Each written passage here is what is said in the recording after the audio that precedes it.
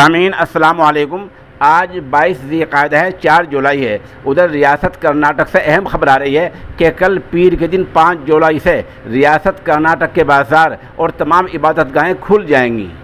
یہ ایک بڑا اعلان ہے۔ مساجد اور منادر، گردوارے، گرجا گھر کل پیر کے دن سے سب کھل رہے ہیں اور ان میں 5 وقت نمازیں ادا کی جا سکیں گی۔ دراصل اس مطلب کا ایک اعلان کرناٹک کی امارت شریعت کے لیٹر پیڈ پر جاری ہوا ہے۔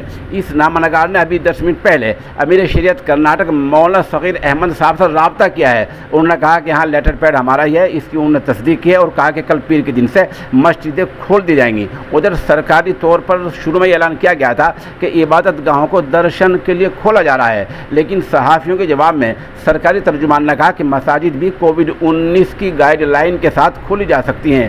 کووڈ-19 کی گائیڈ لائن میں ماسک ہے اور جسمانی فاصلہ ہے۔ البتہ کرناٹک میں ابھی تعلیمی اداروں کے بارے میں کوئی فیصلہ نہیں لیا گیا ہے۔ اس کے بارے میں کہا گیا کہ یہ بعد میں طے ہوگا۔ بہرحال خبر کا خلاصہ دوبارہ سن لیں کہ کل 5 جولائی پیر کے دن سے کرناٹک کی تمام عبادت گاہیں اور بازار کھولے جا رہے ہیں۔ اس خبر کے لیے سوشل انڈیا نیوز کے ساتھ کرناٹک سے خطیب حافظ ماجد خان، ادھر کرناٹک سے ہی مولانا زین الدین صاحب جڑے ہوئے ہیں۔